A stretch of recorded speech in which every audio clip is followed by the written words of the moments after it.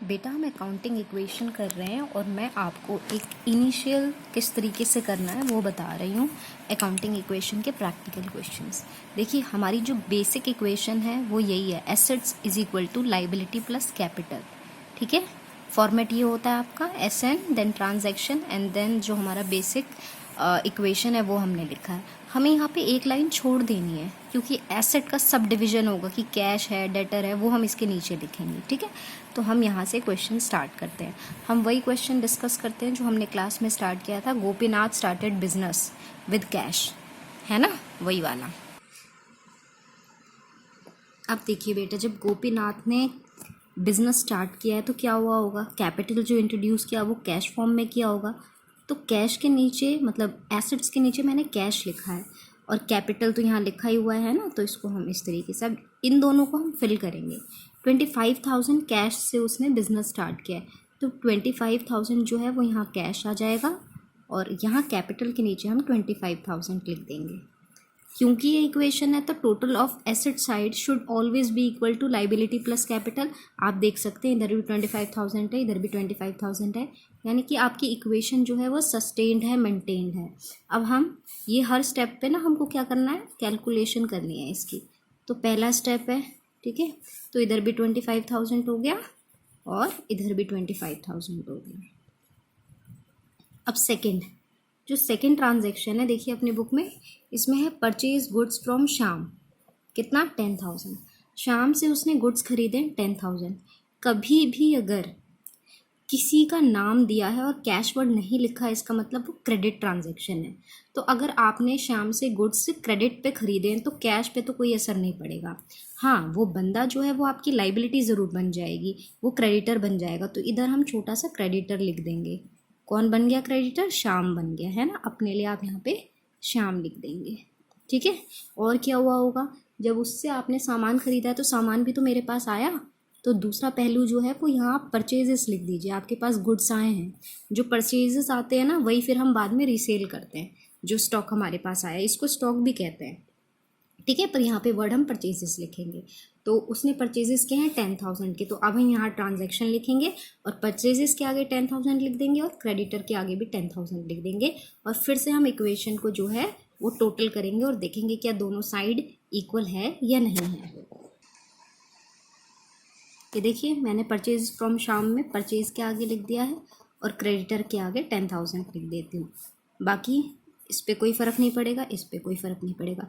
फिर से मुझे टोटलिंग करनी है, ठीक है। ये मैंने टोटलिंग कर दी और देखा कि इधर 25,000 प्लस 10,000 है ना, इज इक्वल टू 10,000 प्लस 25,000। देखिए इधर की टोटलिंग भी 35,000 है, इधर की भी टोटलिंग 35,000 है, यानी इक्वेशन सही चल रही है। अब हम तीसरा ट्रांजैक्शन देखते हैं हमारी बुक का। उसने कहा है sold goods to Sohan costing 1,800 1,500। 1800 की चीज़ आपने बेची है पर आपने उसे 1,500 में ही बेच दी। अब आप मुझे ये बताइए कि ज़्यादा की चीज़ अगर आप कम में बेचते हो तो आपका नुकसान होता है ना।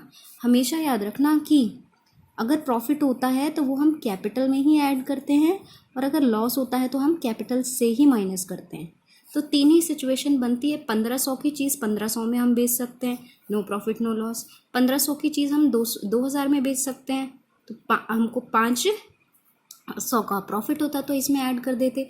पर इसने यहाँ पे सिचुएशन कही है कि हमने 1,800 की गुड जिनकी कॉस्टिंग 1,800 की थी वो बेच दिया 1,500 में।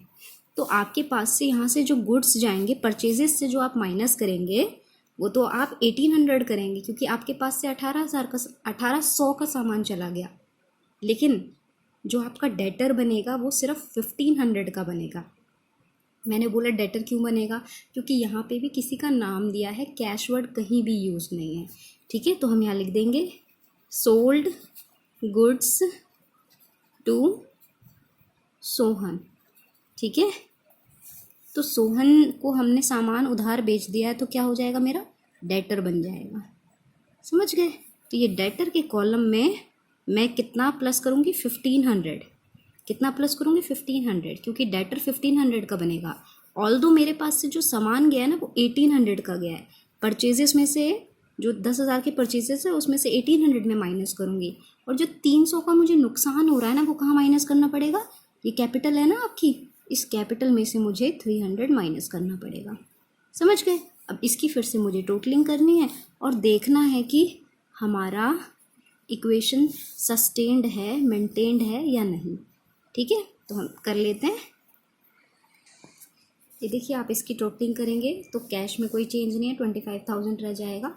ठीक है, परचेजेस 10,000 में से 1800 माइनस करेंगे, यू विल गेट 8,200, है ना।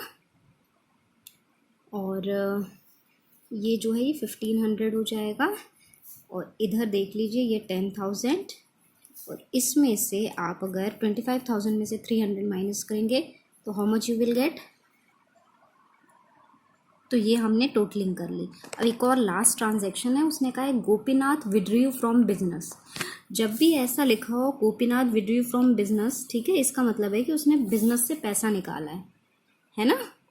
तो देखिए, प्राइवेट यूज़ के लिए अगर कोई पैसा निकालता है तो उसके लिए हम टर्म यूज़ करते हैं ड्राइंग। ठीक है, तो यहाँ है गोपीनाथ विड्रू फ्रॉम बिजनेस की ड्राइंग है। उसने क्या किया है, उसने खुद अपने बिजनेस से अपने काम के लिए पैसा निकाला है 5,000। तो इसको हम इधर ड्राइंग्स लिख सकते हैं सीधे, और 5,000 अगर उसने निकाला है तो कैश फॉर्म में ही निकाला होगा, तो यहाँ से हम 5,000 माइनस कर देंगे। एक चीज़ पे ध्यान देना, मैंने ब्रैकेट में लिखा है, मैंने यहाँ भी ब्रैकेट यूज़ करना चाहिए था। अकाउंटेंसी में क्या होता है, अगर हम कोई भी चीज़ माइनस करते हैं तो वो ब्रैकेट लगाते हैं, ब्रैकेट का मतलब है माइनस कर रहे हैं। ठीक है, तो इसको हम आगे चल के सेम चीज़ कंटिन्यू भी कर सकते हैं। ठीक है, तो कैश पे फ़र्क पड़ा, परचेजेस पे कोई फ़र्क नहीं पड़ेगा, डेटर पे कोई फ़र्क नहीं पड़ेगा, क्रेडिटर पे कोई फ़र्क नहीं पड़ेगा। हाँ, कैपिटल पे ज़रूर फ़र्क पड़ेगा। कैपिटल इंट्रोड्यूस की थी ना कैश के फॉर्म में, तो जब वो प्राइवेट अपने पर्सनल यूज़ के लिए 5,000 निकाल रहा है तो क्या होगा, कैपिटल भी रिड्यूस होगी 5,000 से, तो यहाँ से भी माइनस होगा। आप सेम यहाँ पे ब्रैकेट भी लगा सकते हैं। ठीक है, उसके बाद हम फिर से टोटलिंग कर देंगे और फिर देख लेंगे क्या हमारा दोनों तरफ की टोटलिंग मेंटेन्ड है या नहीं है। ठीक है, तो 25,000 में से 5,000 गए तो ये हो गया आपका 20,000। ठीक है, ये आपका हो गया 8,200, ये आपका हो गया 1,500। ठीक है, इज इक्वल टू 10,000, और यहाँ पे आप करेंगे 24,700 में से 5,000 गए तो कितना बचेगा, आपका बचेगा 19,700। ठीक है, अब आप क्या कर सकते हैं, आप इनकी टोटलिंग कर सकते हैं क्योंकि क्वेश्चन ख़त्म हो गया है ना। तो इनकी आप टोटलिंग कर लीजिए और लाइबिलिटी साइड और कैपिटल साइड की टोटलिंग कर लीजिए। कितना आएगा, 10,000 प्लस 19,700 विल बी 29,700, और इधर भी जब आप टोटलिंग कर रहे हैं तो ये 29,700 आ रहा है। इसका मतलब इक्वेशन सस्टेन है, हमारा क्वेश्चन सही है। कभी कभी क्या होता है ना, साथ में ही बोल देते हैं कि बैलेंस शीट बना लो। तो देखिए बैलेंस शीट कैसे बनाई जाती है, बैलेंस शीट का फॉर्मेट जो होता है बेटा वो ऐसा होता है, आगे क्वेश्चन में आएगा, मैं साथ साथ बता दे रही हूँ। एक तरफ हम एसेट्स और लाइबिलिटीज़ लिखते हैं। ठीक है, ये वाली साइड होती है ना, ये होता है हमारा एसेट साइड्स। ठीक है, और दूसरी तरफ हम लाइबिलिटीज़ लिखते हैं। कैपिटल भी तो हमारी लाइबिलिटी है, माना कि वो इंटरनल लाइबिलिटी है पर है तो लाइबिलिटी ना। ठीक है, तो ऐसे अब एसेट साइड में आपको क्या क्या दिख रहा है वो यहाँ लिख दीजिए। आपको कैश दिख रहा है, आपको परचेजेस दिख रहा है, और क्या दिख रहा है, आपको डेटर दिख रहा है।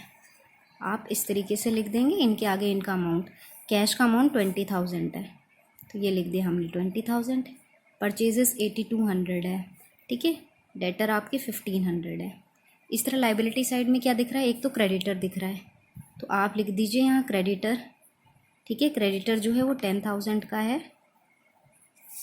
और क्या दिख रहा है, कैपिटल दिख रहा है 19,700, तो इधर हमने कैपिटल। बैलेंस शीट जो है वो बैलेंस कहा जाता है, बैलेंस शीट है ना, ये हमेशा जो होती है बैलेंस्ड होती है, यानी कि asset side is always equal to the liability side. ठीक है, तो ये हमने कर दिया, इसको हम ऐसे टोटलिंग करके दिखा देते हैं। ठीक है, तो इसकी टोटलिंग उतनी आएगी 29,700। ठीक है, आगे किसी क्वेश्चन में बैलेंस शीट भी आएगा बनाने को, तो ऐसे ही बनाते हैं। ठीक है बेटा, कोई भी डाउट हो तो आप मुझसे पूछ सकते हैं।